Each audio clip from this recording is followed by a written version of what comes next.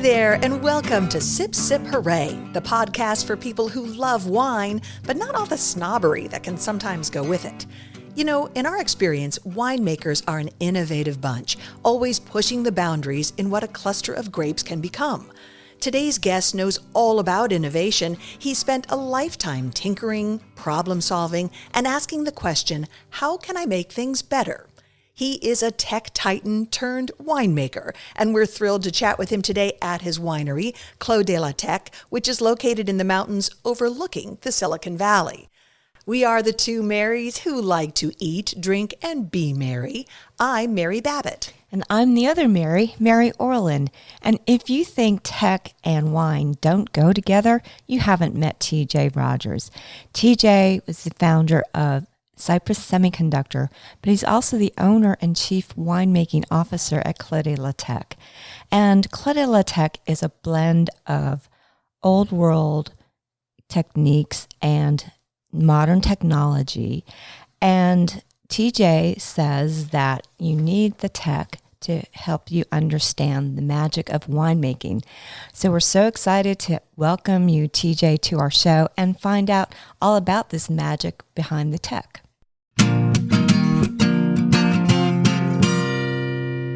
We are excited today to be recording inside the caves at Clos de la Tech Winery, which is located in the mountains of La Honda. We are up in the Santa Cruz Mountains, and it overlooks an incredible scene that takes you all the way to the ocean. Your view is all the way to the ocean, and you see fog, you see trees, it's redwoods, it's oak, it's gorgeous up here.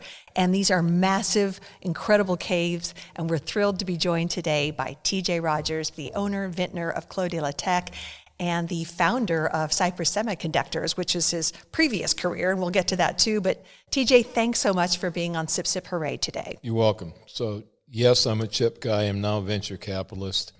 And up till 2006, I made the wine.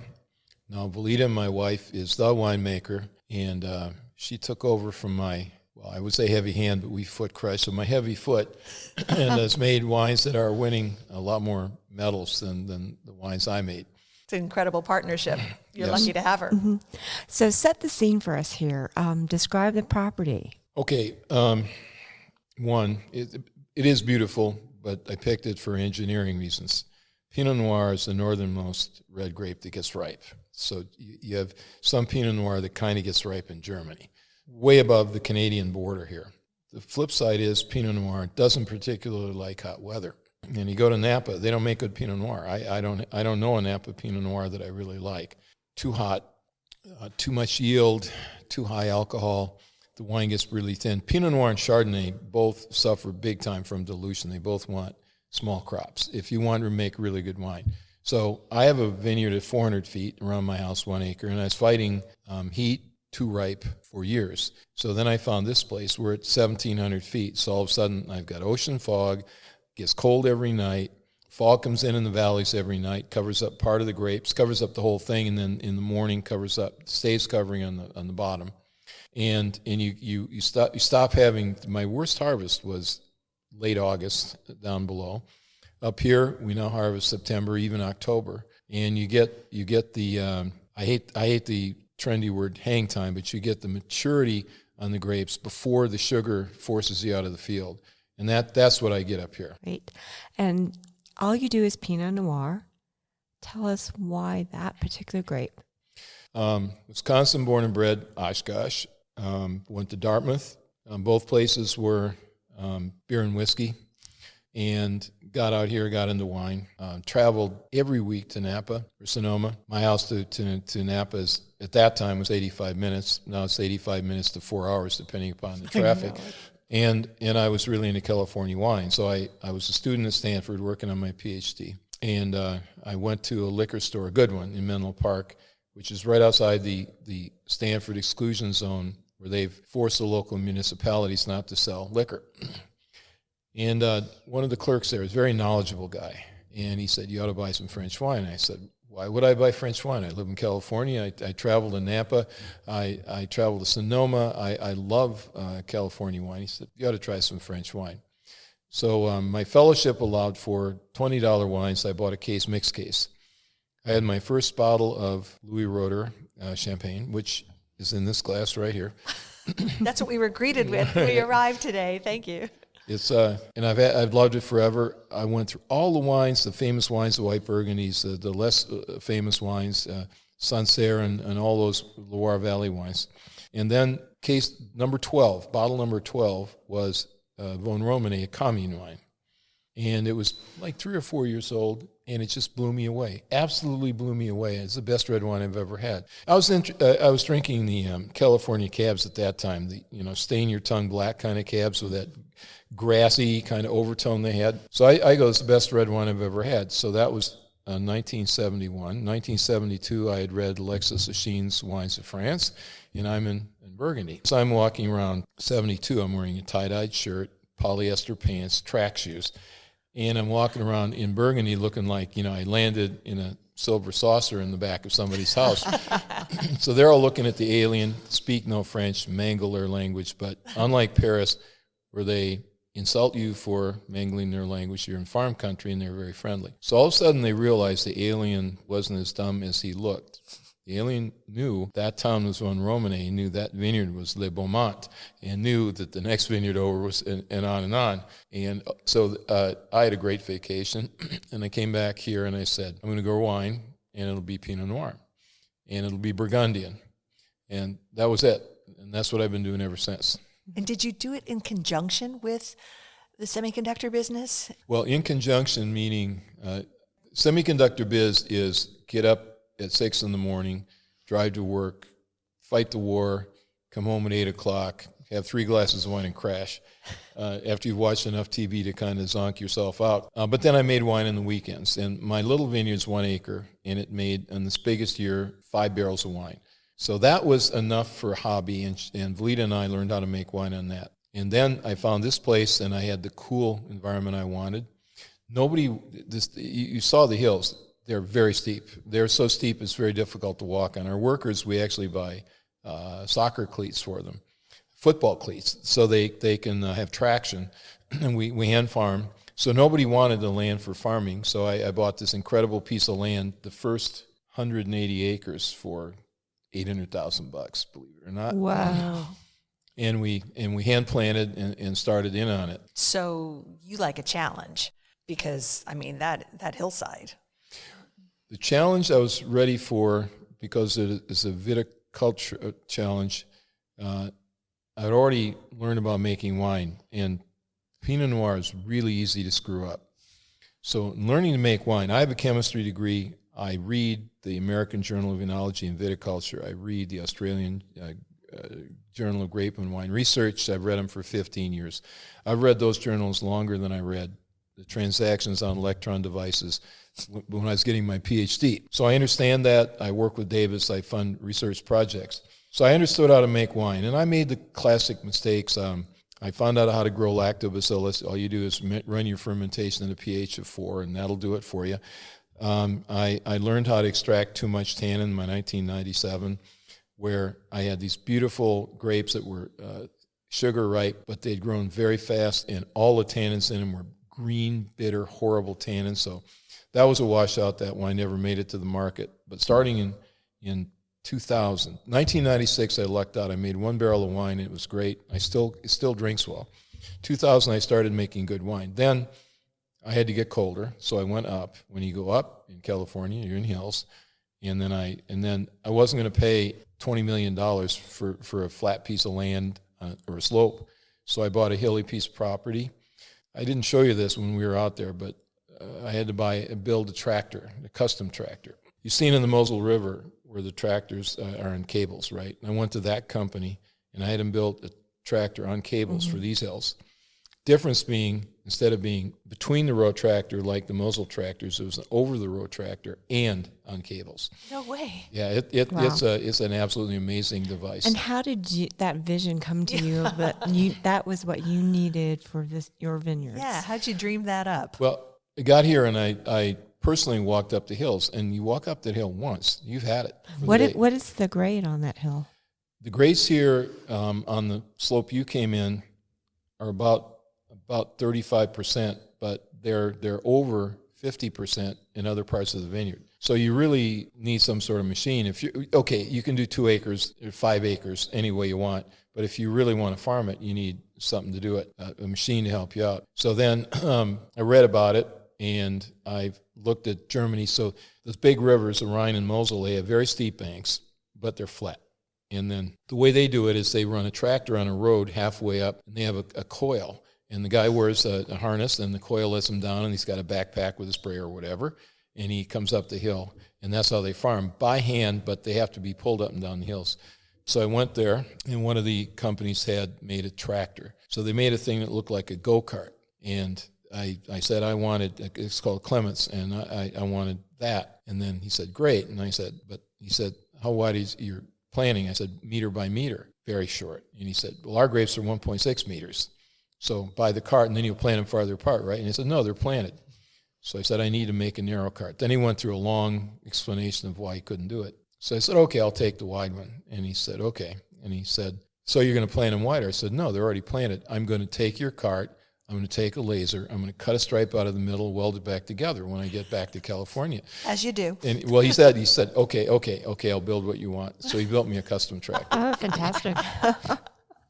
Burnt Clements. I just love that notion that if you see a challenge or a problem, your mind goes to the fix and the, like, what can I innovate? And you've done that all over this winery. It's more than that. What is it? If you live here, being unafraid of problems is good, and there are people all over the country. The thing that differentiates Silicon Valley is that we look for problems. We look for things that are hard to do. We look for things that have never been done before. We look for big, fat companies that have so much money, there's no possible way you could take them out. Think Ampex when I came to California. Have you ever heard of them lately? Of course, yeah. And I used to hear what of you them. do is you look for a disruption in what's changing, and then you work on that. And then you make something happen that other people didn't think could happen. That's how you win in Silicon Valley. And is that how you win in the wine world too?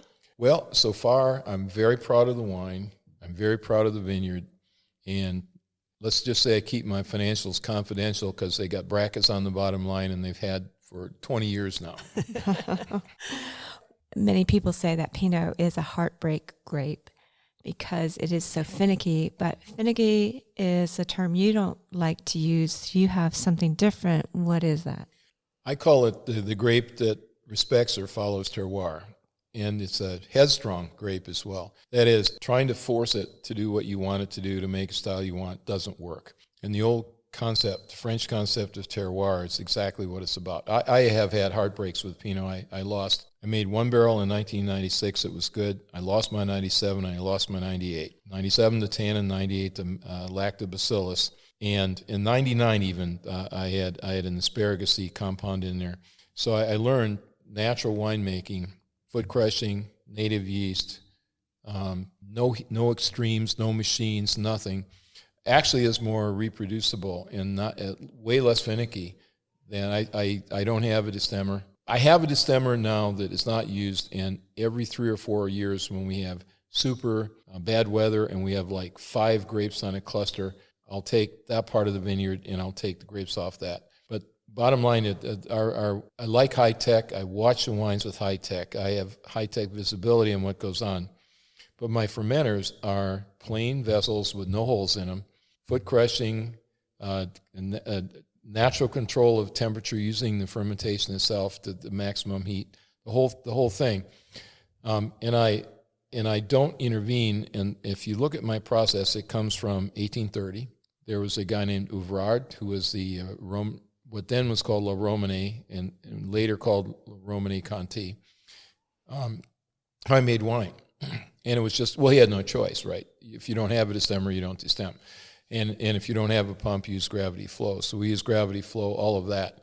And we use small fermenters. We had to because we had tiny vineyards. Then we decided we kind of liked it because every fermenter is like a different kid. You got red-haired girl, you've got a blonde-haired boy. They're different, and they shouldn't be, but that's what Pinot Noir is. It's very changeable. And if you allow that change to express itself, then when it comes time to put together your blends, then you have a palette that's really amazing.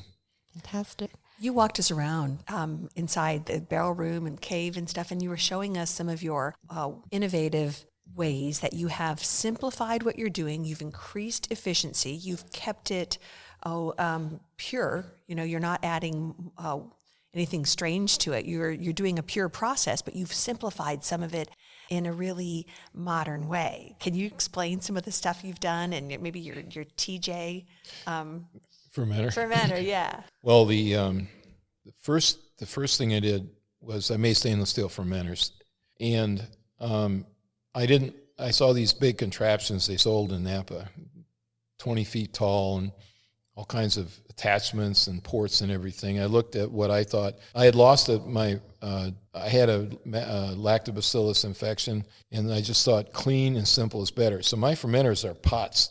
They are just exactly the size of a half barrel, and a barrel of wine.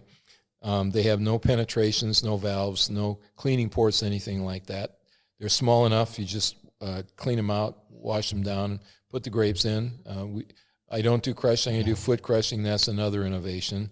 Well, it's not an innovation, obviously, since it was done a long time ago, but I brought that back. And by the way, there's chemistry reasons why that's really the right way to do it, and stem-ready crushers are really not the right way to do it. And I've done experiments on that, and I much more enjoy foot-crushed wine. Then I think the biggest innovation is pressing, where that was about labor. So I was talking about my own labor, and I wasn't willing to spend 2 weeks pressing fermenters. So I invented the press. It's really, the concept is there. Take the Meilleur coffee pot. You've got the glass coffee pot, the plunger. You put in the grounds, you put in the water, and then you plunge and press the grounds against the bottom. So I just made a Meilleur coffee pot, that was 12 feet tall and weighs 18 tons, and you can put an entire fermenter in it, and it presses down, presses the pumice to the bottom of the fermenter, and then I do all gravity processing. I siphon off the top of the fermenter down to the barrel room, which is 12 feet lower. I have a port for the hose through the wall. So it's all gravity. And that is the biggest change. And that press and its gentleness on grapes, you don't have to climb in the fermenter. You don't have to shovel. I then can take the fermenter and simply turn it upside down with a forklift and dump the pumice out of it, take a hose, and I'm ready to reuse the fermenter. So that's the biggest one. But again, there's nothing touching the wine. Say it differently. A grape today versus a grape in 1830 in that vineyard in France. Only difference it could say it saw was it touched stainless steel instead of wood. Other than that, it doesn't touch anything different. After you developed and started using that press, describe the difference in the wines you made before and after. Was there an obvious difference? Before, I face a conundrum that all winemakers face. So I did have those fermenters. I can actually show you down in my antique section in one of my caves. Mm-hmm. You have ports and you have valves, ports on the bottom. So you hook up a hose and you do press. Your free run comes out. Okay, so that's fine. That's your great wine. It is what it is for the year. Then you've got the pumice in the bottom. So you open up the port and you rake it out and you put it in the press. Then you hop in the press. You got your boots on. You're stepping on seeds. That's bad. You then press it. That takes a long time by hand, especially for me with a small press. And then the press wine is heavy, oftentimes bitter, and many times astringent. It's different. It's not as good. Okay, then you either throw away a quarter of your wine or make a lower grade wine or fine the wine to get the tannin out of it. You got to do something. So I suffered with that for years, and then the idea of the Meilleur coffee pot, I had that idea, big scale Meilleur coffee pot, and I tried it. I had one built. That one is sitting outside in the first one, and it's all these little experiments are giant pieces of stainless steel custom made in Silicon Valley. They're expensive. But in that one, I did an experiment where I pressed the wine. A very light pressing would be like 0.3 bars. People brag about that. I pressed the wine from 0.1 bars, bar being 14.5 PSI, all the way up to 3 bars, which would be an extremely heavy press. And I took fractions from each pressing, and of course they were press wines, so they were tough young wines. But I didn't get any worse wine from the pressing. So that press wine, once you never take the pumice out of the fermenter, push it gently to the bottom, then squeeze it to get the wine out of it, does not deliver ugly wine the way the transfer of the pumice into a different press does.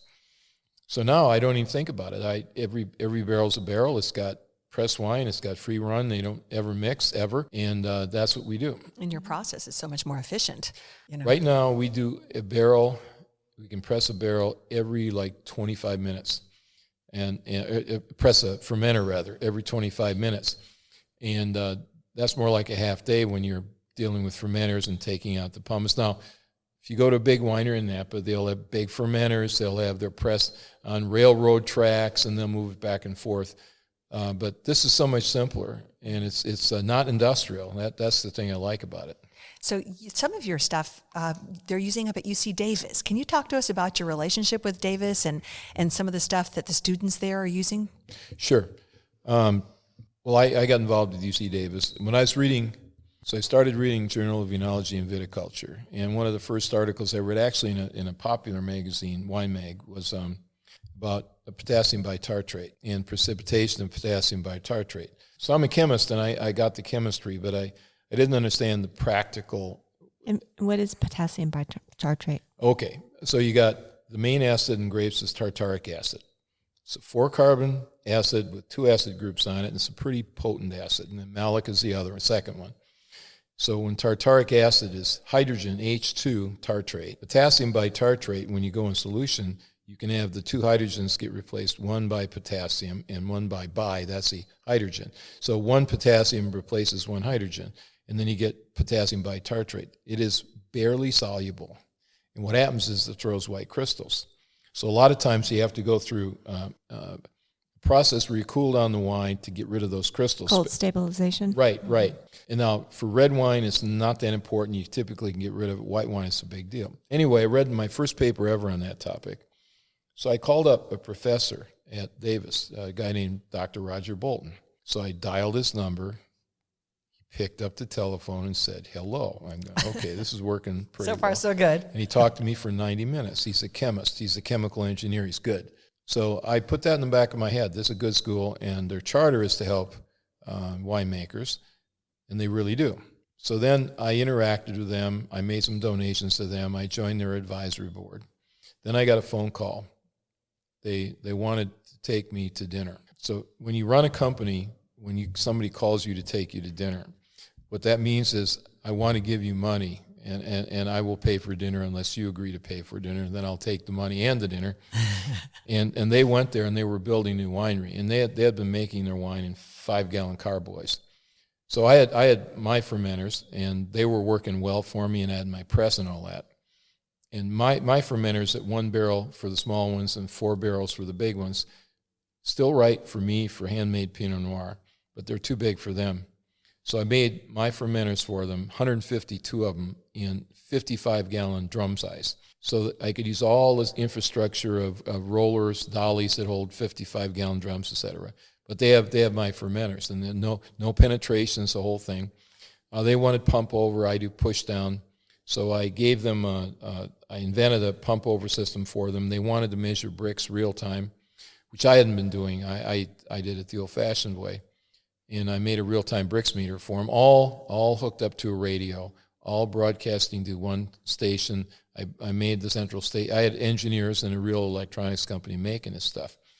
So you can walk into their control room and see little postage stamps graphs of 152 fermenters and what stage they're in, how much sugar's left in the must, what the temperature of the must is, what the temperature of the cap is, what temperature of the jacket. They have jackets on them for temperature control. All of that. That had to be a game changer up there because, like you said, you could have written a check for $1 million or something, but by building that equipment for them, you changed what they were able to do and the way the students are learning about the winemaking process. And I can tell you that the big thing for me is that I've had at least 100 times a professor student come up to me and say, you totally changed what we can do.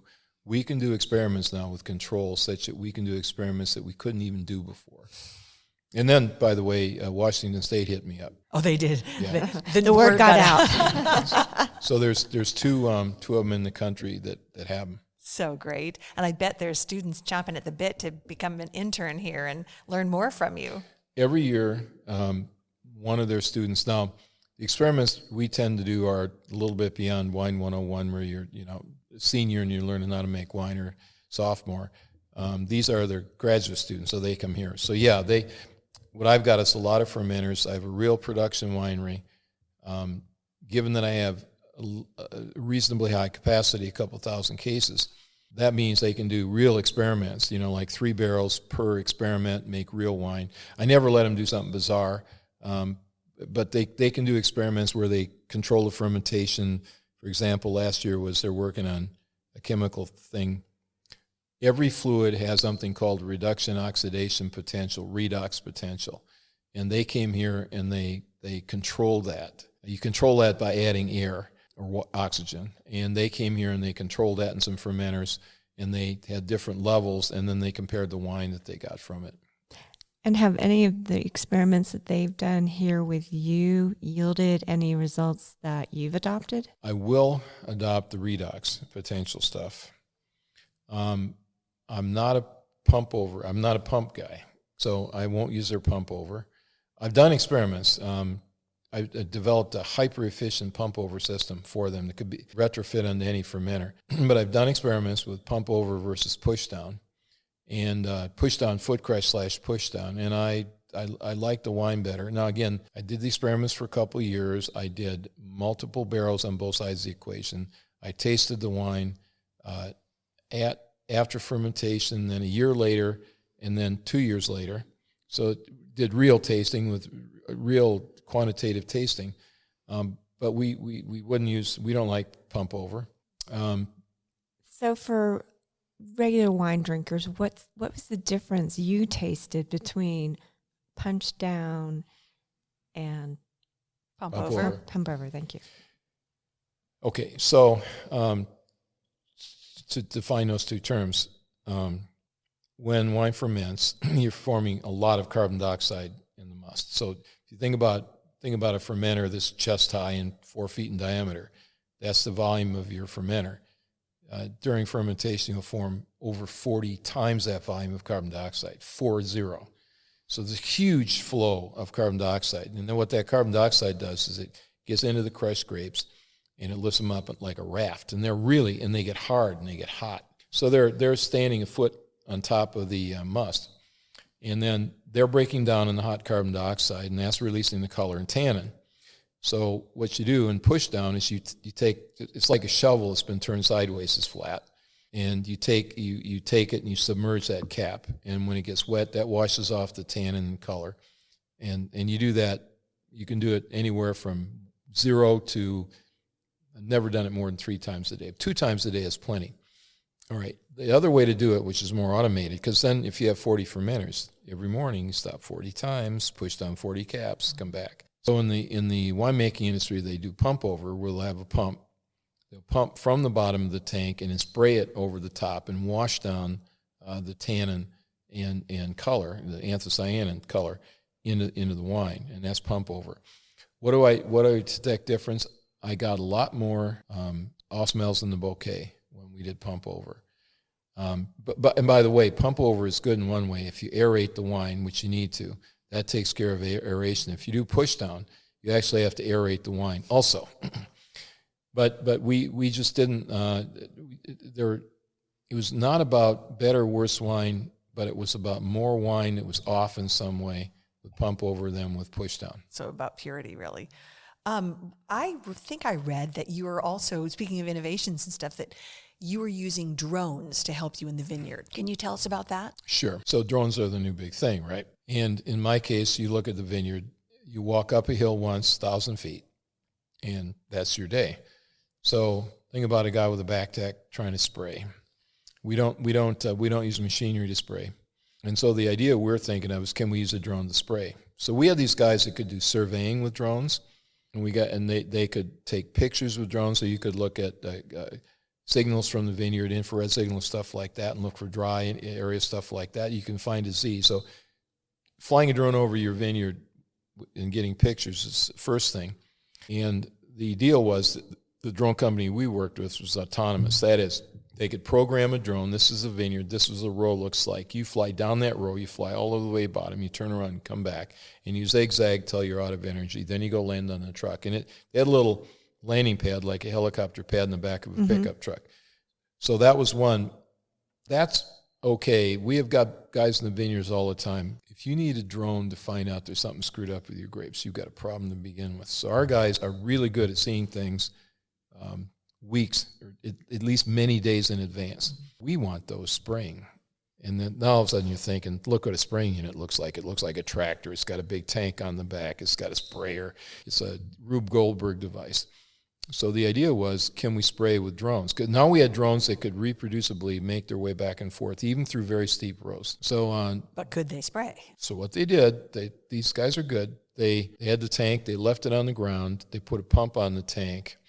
And then they just had a very thin hose that went up to the drone, and the drone was strong enough to pull this hose. Long enough, and that hose was long enough that they had range. So then they would put the tank at the top of, say, 4 rows, run back and forth and get 4 rows, then move the tank forward and go back and forth. So you got one guy with a little aircraft controller and who moves the tank and does the spraying. And all of a sudden you got one guy doing spraying on a significant number of acres. That saves a lot of money. And the spray, the high-pressure spray we can use covers better than hand spray.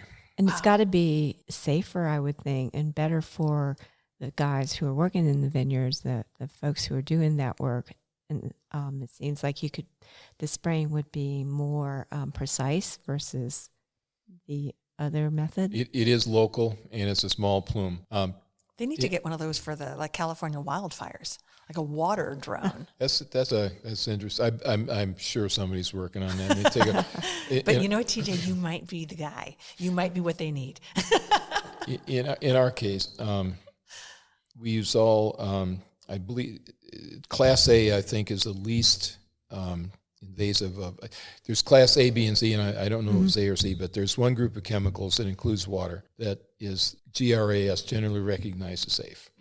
And we tend to use only chemicals from that category. So, for example, potassium carbonate, cousin of baking soda, will do in mildew. So I'm not too worried about the plume. I'd stand under one of them with the stuff we use. Actually, water rinse is sometimes used as well. Yeah. The other one we use the other chemical I'll use a chemical which is strong. Let me use that word, but it has a biological half-life of a day or less. And so that one you're putting on something you wouldn't want to rub on your skin, but it goes on and goes away and does its job. So those are the two we use. So the main thing is a labor saving, and the actually use less chemicals. So you have a smaller plume than if you're doing it the other way. So it's another thing that you use to be more efficient. Yes. Well, this is a mandate. I mean, forget the controversy of the Mexican border. Fact is, if you go into any field in California, Mexican Americans or Mexicans who aren't Mexican Americans yet make our food. And they're going to, for a lot of reasons, they're going to get tired of the BS we're putting them through. You have to start doing stuff. And to me, robots are dumb. This artificial intelligence and all of that, robots are dumb. So they'll only do the dumbest job. And the point is, if I can get a robot to do a job, a human shouldn't be doing that job anyway, because it's not a good job. So that's what we do. And we still got a crew of 19 up here. You know, listening to you today and walking around and looking at all the stuff you've created, I kept thinking, I wonder what you were like as a kid. Were you that kid like taking apart the television or the car and trying to figure out how stuff works? And have you always been this inventor spirit or this, really problem-solving spirit? In retrospect, yes. I remember the time I was, 8th or 9th grade, and my mother came in. She had a Singer sewing machine, and I was working with it. And I said, come here over and watch this. So her Singer sewing machine was running full blast, and the needle was going up and down, but then the needle was going it stopped. And then it started going backwards as you were watching it. And what I had was two very strong lights. They were called sun guns. They were, in that day, a very powerful floodlight. And I had them behind an aluminum disc, and I had holes in the disc. So basically, the disc would come around, and the sun guns would line up with the disc, and they'd light up the sewing machine, and then they'd turn off. So it was a strobe light. It was a homemade strobe light. And so that was, okay, that's not big science. What did your mom say? Well, her concern was that machine? in order to run the disc, right, I needed to rotate it. and it was heavy. It was a piece of aluminum, so 3 feet in diameter. So you got to have a motor for that. So I needed a motor like right now. So it wasn't really unreasonable for me to take the vacuum cleaner apart and use the motor out of it to run the sun gun strobe light. Probably wrecking her sewing machine and vacuum cleaner in one. I used to loan my house in Oshkosh, and that old sewing machine sits in my living room as we speak. Is it still functional? Oh, yeah, absolutely. That's great. Cool. So you have 3 different vineyards. I'd love for you to tell us about each one of them. And we've got 3 wines, and I think we should start tasting a little. Okay, Vineyard 1 is Domaine du Dr. Rodgers, named modestly after me. And there was a winemaker in France named Dr. Barlet. He was an MD, and he's very famous. He made wines from the 20s through the 50s. And if you're a Burgundy collector, which I am, Dr. Barlet wines were a big find. So I named that after his label, Domaine du Dr. Rodgers. That's my 1-acre vineyard in near my house. That's the one at 400 feet where I fight ripeness. It's the oldest vineyard. I planted it in 94, and it makes the biggest wine. It's a beautiful bottle. It is beautiful. So we can give that one a try. And so Mary, describe the bottle. Well, I'd rather TJ tell me, what are we looking at in the picture here? Well, the label's a knockoff of classic French labels. So that etching is kind of like you see on Bordeaux. That's my winery in my backyard. That's what I thought. So I made a nice little stone winery in the backyard. The label, the first by time... By little, you mean huge. Well, it's 1,000 square foot footprint and 2 floors. Okay, now the label has got the rounded corners and the highlights around it. That label, first time I showed it to a Bear Lane, he looked at it and said, very similar, he said. And I go, yeah, because I copied your label. His label is black and white, like that one, with green highlight. Mine's black and white with a burgundy highlight. And we should say, for folks who aren't familiar with that label shape, that's Romani Conti. Yes. Beautiful. And you added something special. Oh, yeah. The other thing I added was a chip. So with a nod back to Cypress? Well, all the Burgundies, they have names. A lot of them have names: Clos de Vougeot, Clos de Lambray. So I used the word Clos to indicate I'm making Pinot Noir, and it's French style. Then I had to have something that was me. So I'm a technologist, right? So I called the thing Clos de la Tech. Then I was going to copy Mouton Rothschild. So if you know Chateau Mouton Rothschild, Baron Philippe Rothschild put new art on that label every year. Right. So I think I'll do that. My art is blueprint for a chip. Now these chips 10 of them could fit across your thumbnail, but the blueprint for a chip is very much more complex. I mean, more than 10 times more complex than the blueprint for the Empire State Building. Yeah. Wow. And the blueprints are viewed on computer screens, but a lot of times engineers like to do printout. So they will print out these things, lay them on the floor in a big room, and then they look at things for the layout of the chip. We're now going back to 1985-ish time frame. Today, computers look at it. Human eyes don't need to touch it. Anyway, these chips are high tech. So I had a contest in our company every year. The best chip, we made about 40 new chips a year. Typically, memories and microcontrollers, small computers, would be on the crest of my bottle. So I put on burgundy sealing wax to match the color on the label, and I put on a chip. And then on the back, I did one sentence. Okay. Oh, so I left Cypress, I retired, and this is the first chip after I retired. So I said, this chip is a 21% efficient Solaria solar cell that produces 400-watt pure black solar panel design to turn roofs into power-generating assets. So actually, this is the first time I didn't use a semiconductor chip. This is a semiconductor, but I used a solar chip. So, the one when I retired, the last one, this I can claim is the only bottle of wine in history ever that had 1 billion transistors and sealing wax on the shoulder of the bottle. Wow. So this is the 2015 vintage. Yeah, we release, this is our latest release, we release 5 years in arrears. That's because if you want to make important Pinot Noir, it's raspy.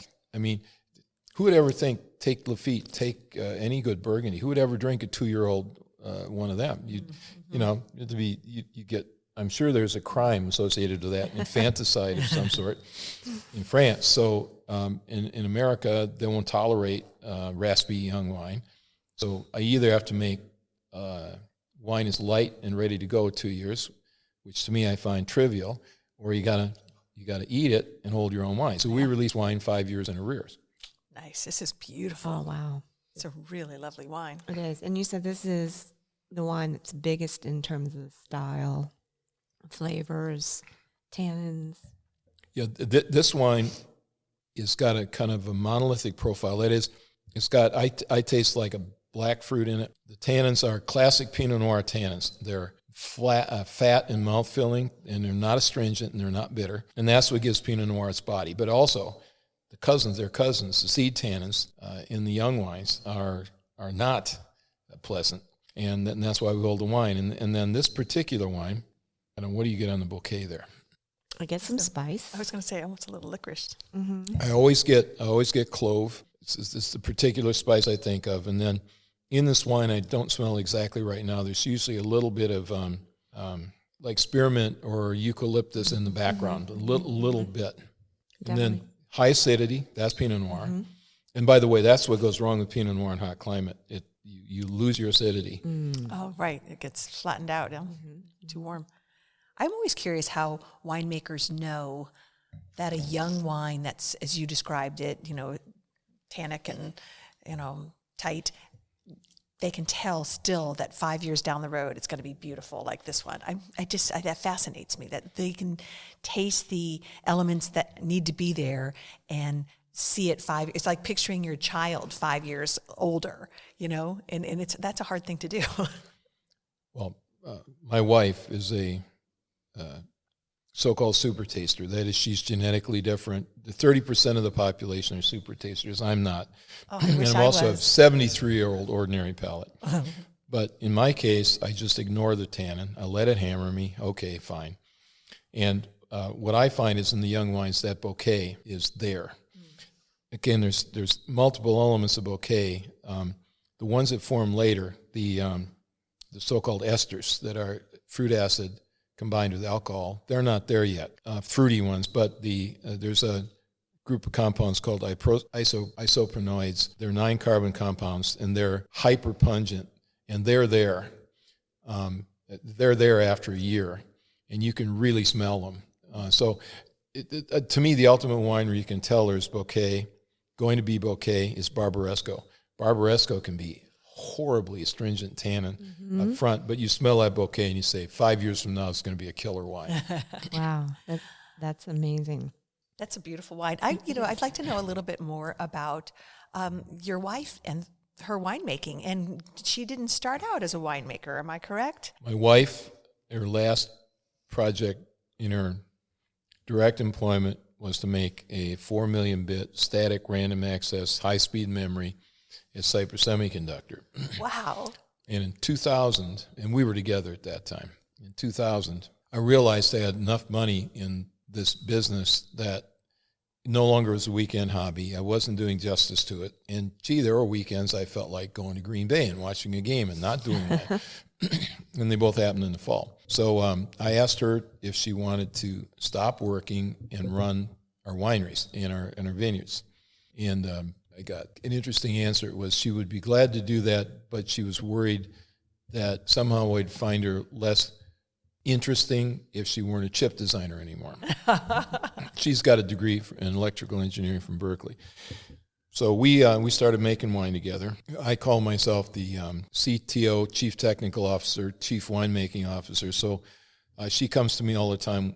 We look at that we make wine old-fashioned doesn't mean we don't know exactly what's in the wine all the time. Right. So we spend way too much money in laboratories. We have our own laboratory, and we really, really track the wine well. And now after a bunch of years, we know what has to be where, when. So I do that, and I advise her. And then she's, again, super taster. So they exist in the old days. So the idea that now we've got all the science and we're going to make better wine, not really. What we're going to do is we're going to not make bad wine as often. But I'll guarantee you that people lived in the 1800s. They had their blockbuster years, and they made great wines in those years.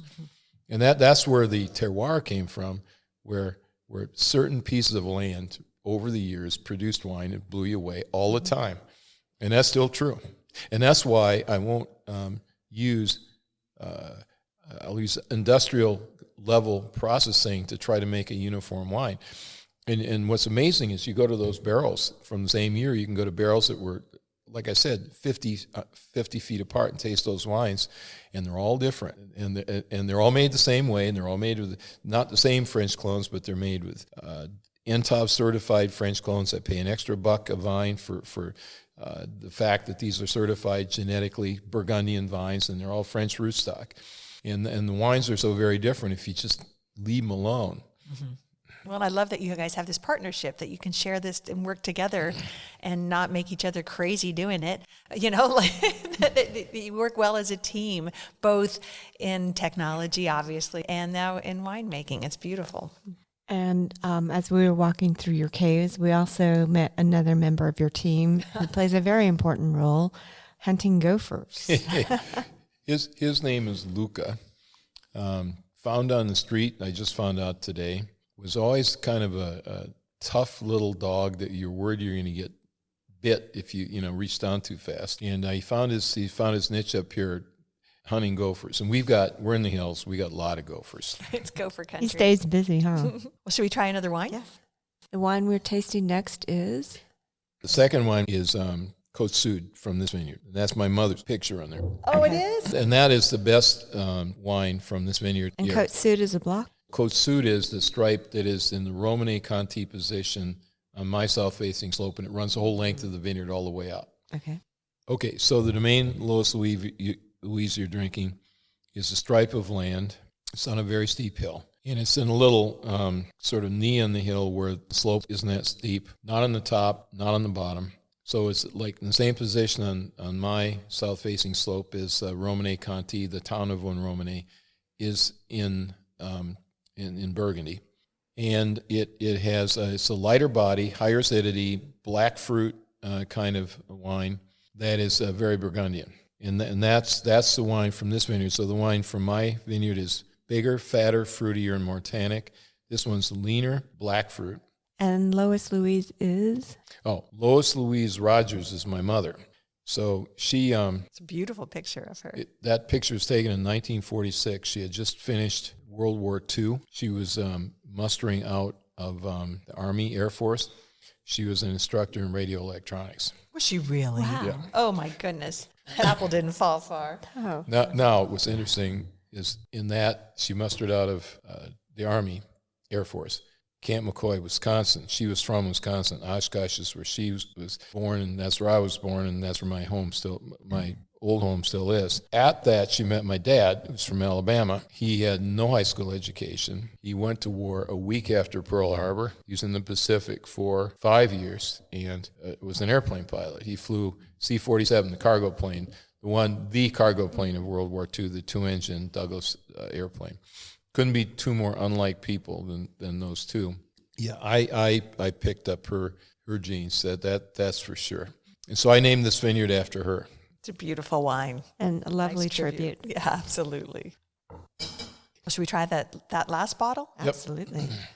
This wine is Domaine Velita, the second attempt to get higher and therefore colder, because Pinot Noir likes that. And this is the wine that's directly on the adjacent hill to Ridge Montebello, and it's on a sand vineyard, very tricky to water. I have to water, like if our typical watering might be 2 gallons every other week per plant, and you can't even put on 2 gallons in the sandy soil. It goes right through it, so you have to water the 2 gallons in 3 chunks in order to get it used by the plant and not just disappear. This wine is high in aromatics also. It is. High in acidity. This one's got a lot of fruit in the aromatics as well. I also feel that it has the most texture of the wines. When all is said and done, I got this big fancy vineyard and I love it. But when I sneak downstairs at night and I want a glass of wine, Domaine Velita is the one I usually get. Aw. And why is that? And this is only 3.5 acres, so very limited supply of this wine. Why does this one speak to you? First, it's got crisp acidity. This is a California wine, so it's got more fruit than a Burgundy has. But it's not, the fruits I don't like, people talk about cherry, strawberry. Don't like those for Pinot Noir. I like black fruit. I like blackcurrant, blackberry. It's got dark fruit to it, and that goes with the acidity. And then it's got the big aromatics to it. So that's why this wine is one I like to drink. Also, it's not a food wine. Most people I don't like the term food wine. What it says is my wine's too tannicky, so please eat protein and do fining in your mouth. And it'll mellow it out. Yeah, right. In your mouth. Okay. The beef you'll eat with it will keep it from tearing out your tongue. This is a food wine in the sense that this goes really well with a lot of foods. It's good after the food. It cleans out your mouth, and it goes back and forth well with food. Well, and then there's the name and the tribute to your beautiful wife. That has to be part of the draw. I find this wine be very lively in my mouth. Mm-hmm. It is. And that's the acidity. And you notice on the label, that's a picture of the vineyard. And you can see the snow. Yes. So this vineyard is at 2,300 feet, and it gets snow every time it gets, every few years in California, we'll get 6-inch dump of snow in that vineyard. Mm-hmm. So that coolness is what Pinot Noir likes. Pinot Noir doesn't like Napa, doesn't like a low altitude, high heat California. That's gorgeous. They all are. Now, you said you hold your vintages back 5 years, but I was also reading that you have another program called La Cache, where you have wines that are at least 10 years old. Yes, we decided to sell. First of all, we gave it to our friends, and we decided to sell it to our friends, and we started building our wine list. And in most years, we had some wine left, not a lot, but pick a number, 50 cases of wine left. So those bins back there, those are all years going back to 2000. And, I always, to me, Burgundy, I don't think at all about having a Burgundy that's 20, 30, 40 years old if it's a big vineyard. I don't think I'm going to have a wine that's tired and sherry at all. So that was one of my goals. And that of course, is acidity in Burgundy and tannin in Bordeaux, but the combination of acidity and tannin in Burgundy is what gives them longevity. And then, of course, all the other stuff, bouquet, just gets better, bigger, mellower, and then they get that super smoothness that only Burgundy can do. Where you go, that wine's not just smooth. It's that I've read the term oily, meaning it's so smooth it just goes down your throat. And that's what I aspire to have these wines have after 10, 12 years. And we have all those wines. Okay. Do you have a favorite age that you like to drink your wines at? Depends upon the region. I like old wine. I can tell you for a fact I haven't drunk a Bordeaux newer than 1985 in 10 years. Really? Yeah. And what do I like?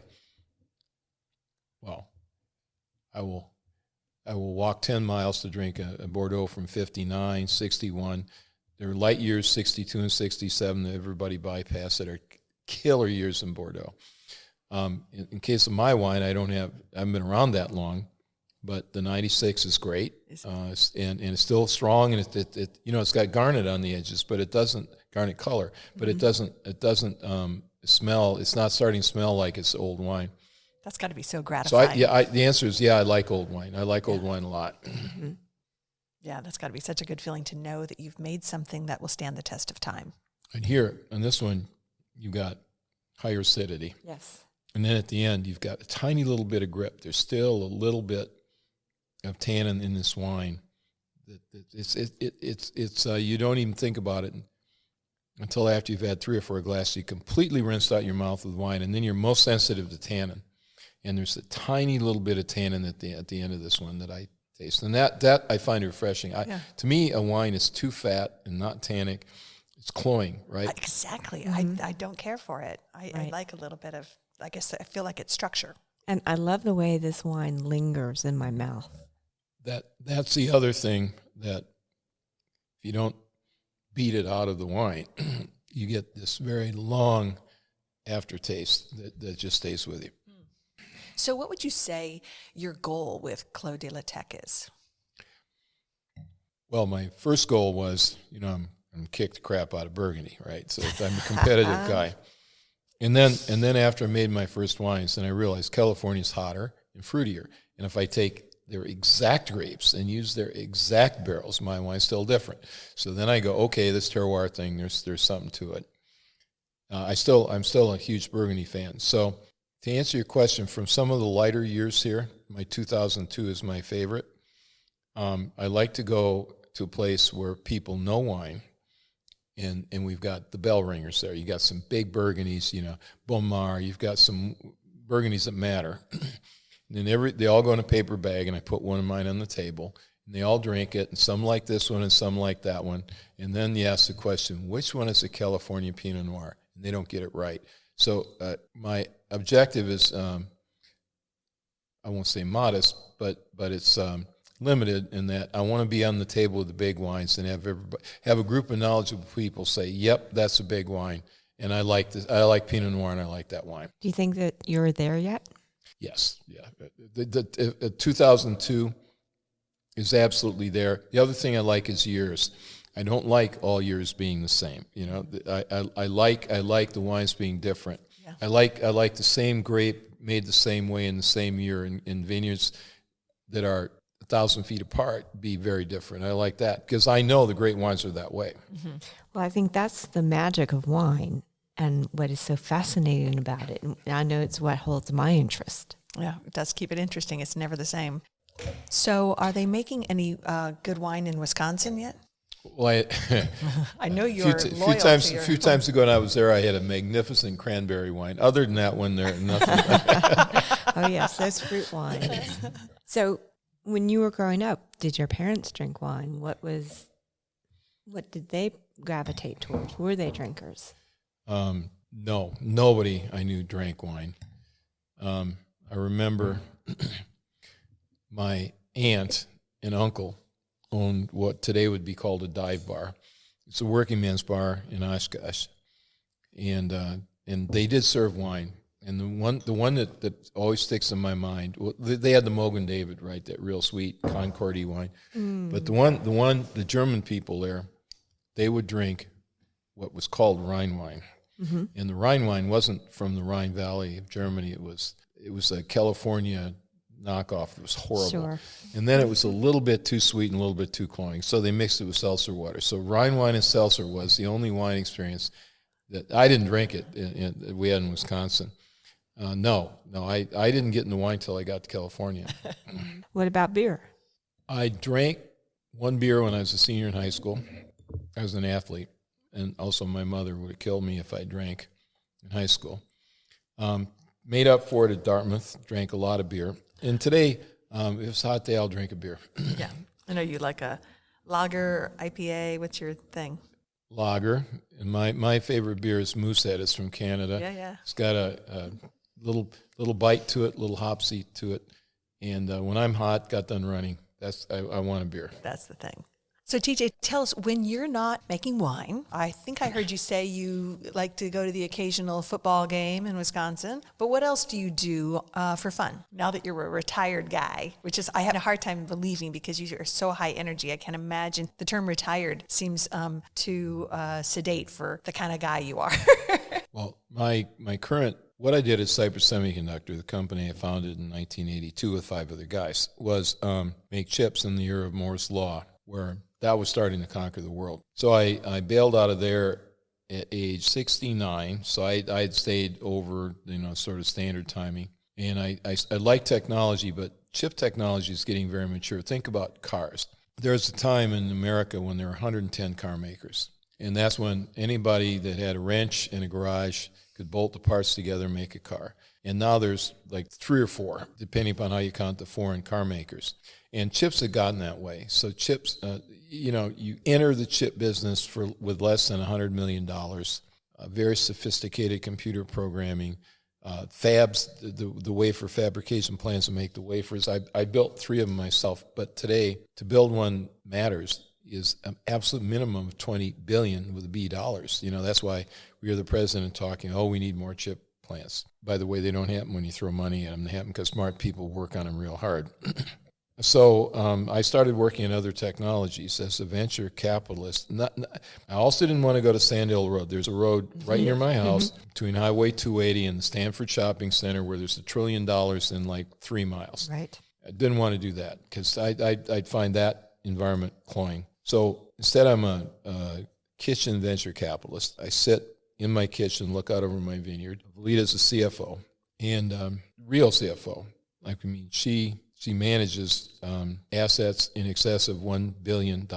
And so I find entrepreneurs that I like, and I find technologies that are interesting. That's why I know about the drone guys. And then I invest in them, and I help them. They typically haven't run companies and don't know what they don't know about running companies and go on their boards. And then turns out I was the CEO of a publicly traded multi-billion-dollar company for 34 years. And I've made more money just doing my kitchen venture capital by a factor of 10 in the last few years than I made in all my career as a CEO. Wow. And it's a lot more fun because I don't have to do the heavy lifting. I don't have to go to work at 6 o'clock in the morning. I don't work. I don't work Saturday and Sunday. Still work Saturday and Sunday. So my new schedule is I work every day from the time I get up, but I don't fight traffic. And I start working when I get done with breakfast. I put that aside and start doing my work.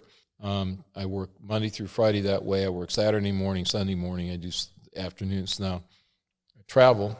I've always been a Green Bay fan because I'm from Wisconsin. So I have time to go to the Green Bay games, and which is fun. I've got 3 restaurants in Wisconsin. I got my house. So I have a little more time for leisure travel, but I think I work 85% as hard as I did when I was in it. Difference is I get enough sleep.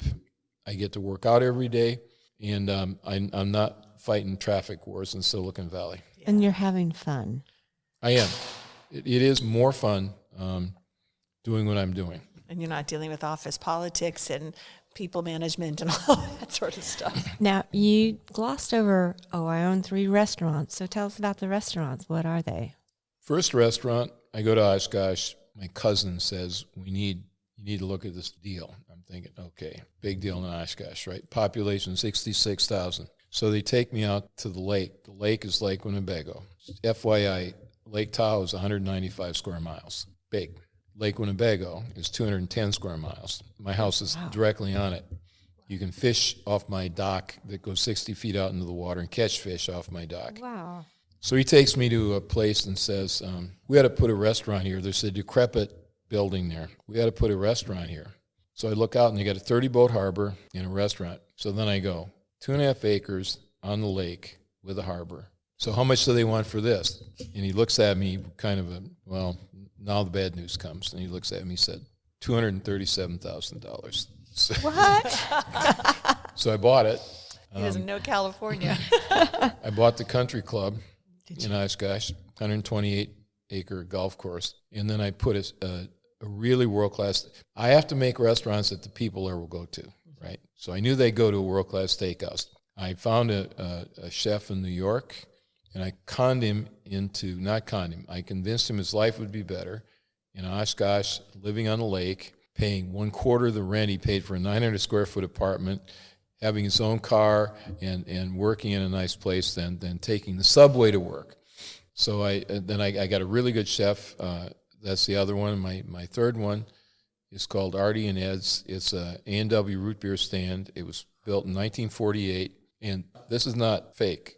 You go to I was in Artie and Ed's last week. I will be there again this week. You go there, and you have high school girls with roller skates on, and they go to your car, and once a month they have old car day. So you have all these spectacular old cars parked there with their hoods up, so you can admire the engine that they've worked on in How the garage. retro. It is, and it's real. It is not Awesome. It sounds like a movie. It looks like a movie. It looks actually better than what was that?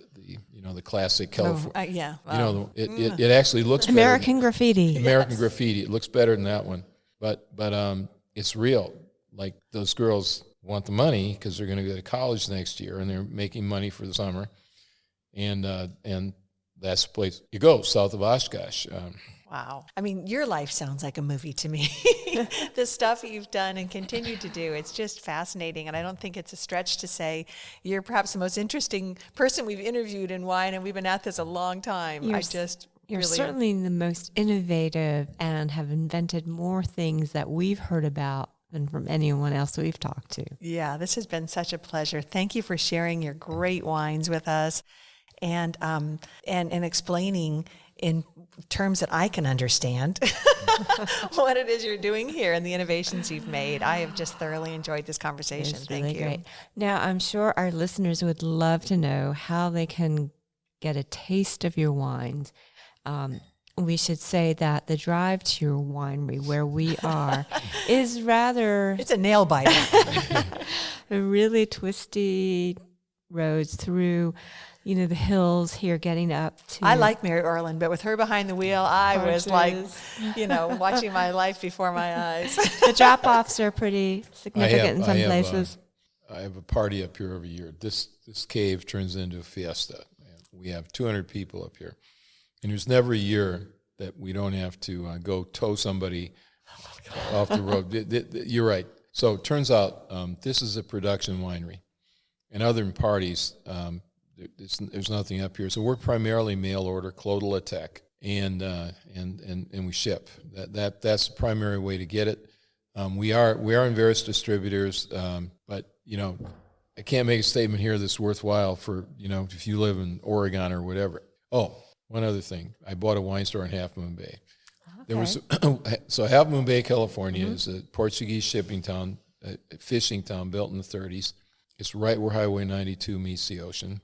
And I went there for years because there's this woman who owned a wine store that specialized in Pinot Noir, which made it, my store. Mm-hmm. And she also specialized in cheese, and her deal wasn't to try to beat the big Silicon Valley fancy stores. Her deal was she bought cheeses that went well with wines, particularly Pinot Noir. She had a spectacular group of cheeses. So she retired, and I convinced her that if she allowed us to buy her legacy, then we would maintain it. So we did. So you go to Main Drag in Half Moon Bay, you can buy our wine in our store. What's it called? It's called very creative, Half Moon Bay Wine and Cheese. It's on Main Street. That I can remember. Absolutely. And so you are maintaining her legacy of having cheeses that go well with Pinots. We do, and during COVID-19, with all the problems, what we realized is people wanted virtual wine tasting. Mm-hmm. So we actually started a program where we take wines, our wines and other wines, and then they're really good at that store. They've been doing it for years, but they're really good at matching cheeses and wine. Cheese goes with wine, but the fact is the exact right cheese and the exact right wine are heaven. People talk about Stilton and port, right? It's a combination to die for. Well, there's many more combinations. So we do wine tastings where we'll mail out a box and it'll have the right cheese, 3 or 4 or 5 wines, and the right cheese. Then we, zoom in and we have a Zoom meeting and we go back and forth. And those have worked out pretty well. That's fun. And do you have a favorite cheese and Pinot pairing? My favorite, I like the gooey white French cheeses. So I like Brie and the cousins of Brie with Pinot Noir because they're rich, right? And the high acidity of Pinot Noir tends to, clean them up. Yeah. Sure, I could see this totally cutting through a beautiful triple cream. Exactly. Well, TJ, we're going to let you go and enjoy some wine and cheese, but we sure thank you for this time and sharing your wines with us today. This has been an absolute pleasure. I've had fun. Thank you. Thank you. And cheers. Sip, sip, hooray. Yes, sip, sip, hooray.